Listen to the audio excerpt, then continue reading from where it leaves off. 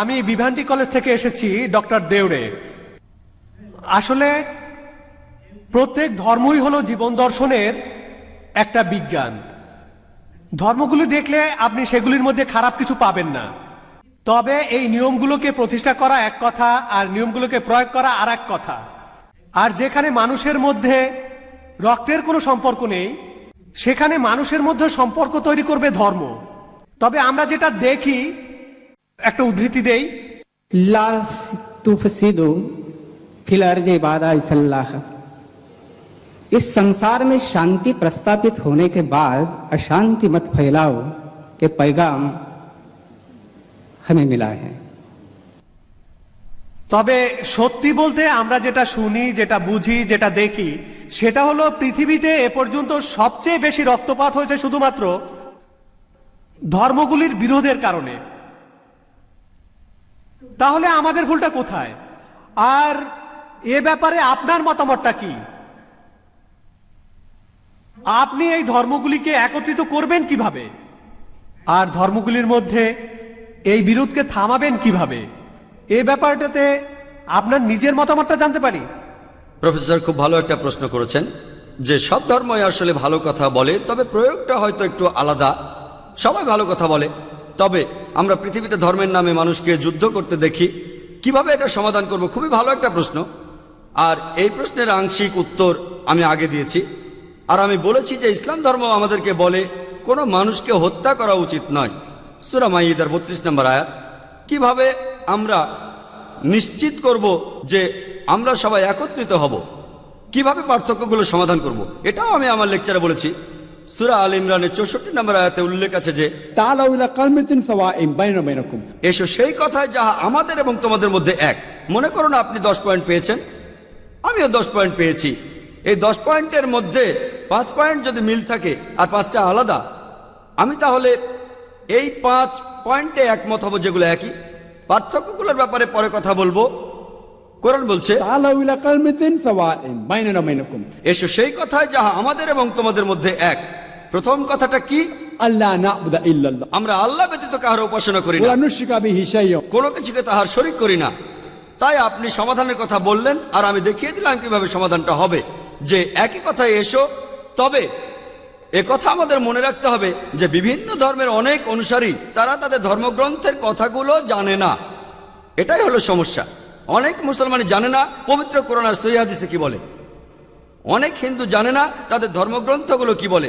অনেক খ্রিস্টানি জানে না বাইবেলে কি কথা বলা আছে। এখানে কাকে দোষ দেব? অনুসারীদের।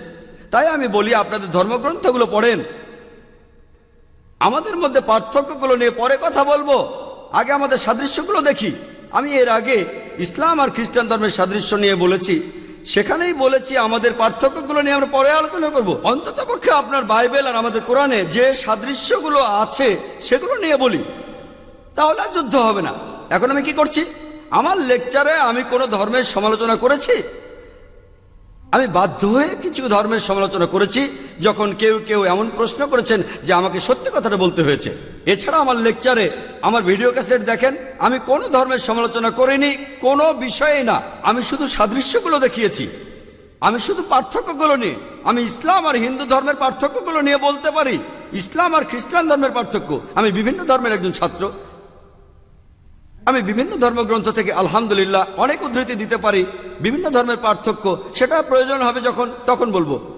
যদি কেউ এই অনুষ্ঠানে গোলমাল করে, আমাদের সেদিকে খেয়াল রাখতে হবে। এছাড়াও আমার লেকচারে আমি কোনো ধর্মের সমালোচনা করিনি। তাই আমি আপনাদের বলি, আপনাদের ধর্মগ্রন্থগুলো পড়েন, তাহলে আপনার ধর্ম আর সর্বজনীন ভ্রাতৃত্বের কাছাকাছি আসবেন। ধর্মগ্রন্থ পড়ে আগে এক সৃষ্টিকর্তাকে মানেন। পার্থক্য নিয়ে পরে কথা বলবো, পার্থক্য নিয়ে আলোচনা পরে হবে।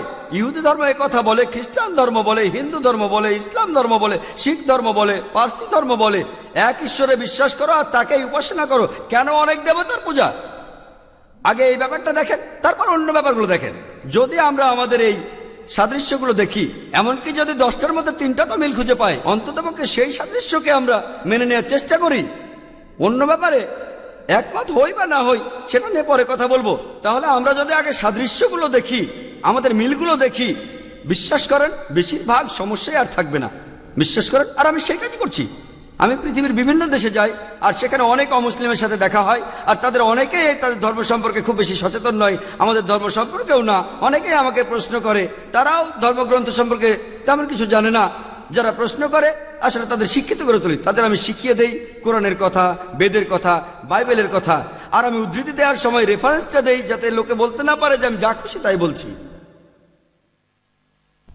আর সব ধর্মগ্রন্থের উদ্ধৃতি আপনারা পাবেন ইসলামিক রিসার্চ ফাউন্ডেশনে। আমাদের লাইব্রেরিতে বেদের অনেকগুলো অনুবাদ করা বই আছে, আমাদের কাছে অনেক প্রকার বাইবেল আছে, আমাদের কাছে প্রায় 30টা বাইবেলের সংস্করণ আছে। আলহামদুলিল্লাহ, আপনি যে গোত্রেরই হন না কেন, প্রোটেস্ট্যান্ট, ক্যাথলিক বা অন্য কিছু, আমি ধর্মগ্রন্থ থেকে উদ্ধৃতি দেই।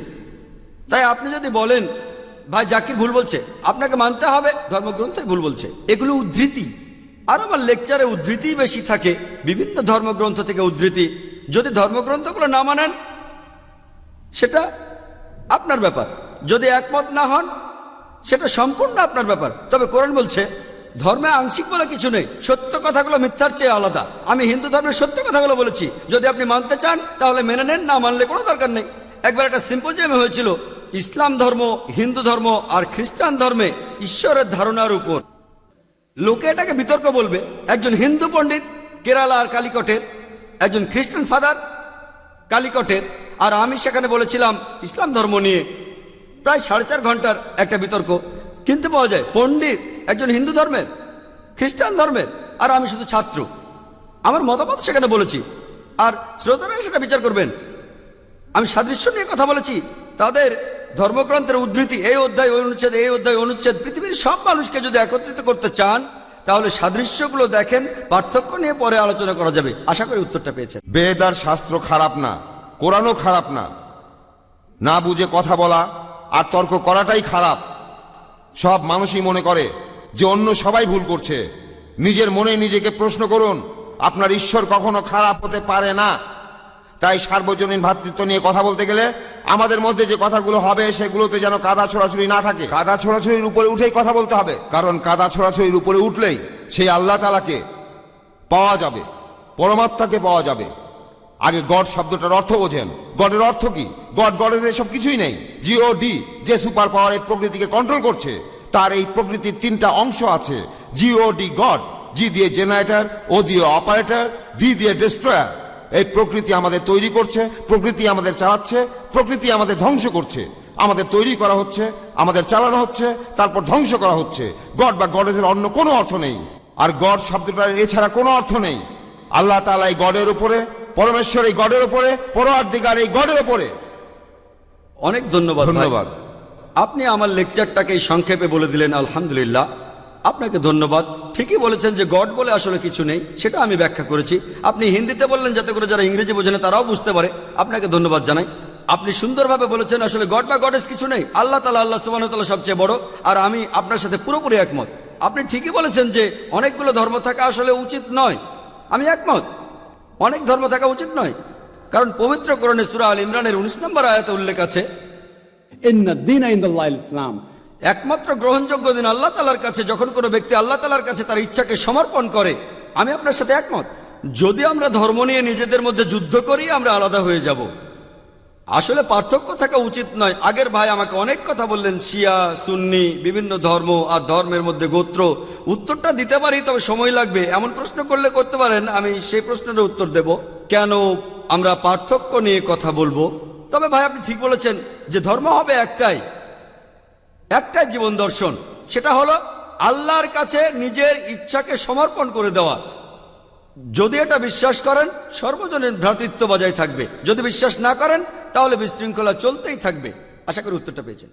لنريك من آياتنا الكبرى اذهب إلى فرعون إنه طغى قال رب اشرح لي صدري ويسر لي أمري واحلل عقدة من لساني يفقه قولي واجعل لي وزيرا من أهلي هارون أخي اشدد به أزري وأشركه في أمري كي نسبحك كثيرا ونذكرك كثيرا إنك كنت بنا بصيرا.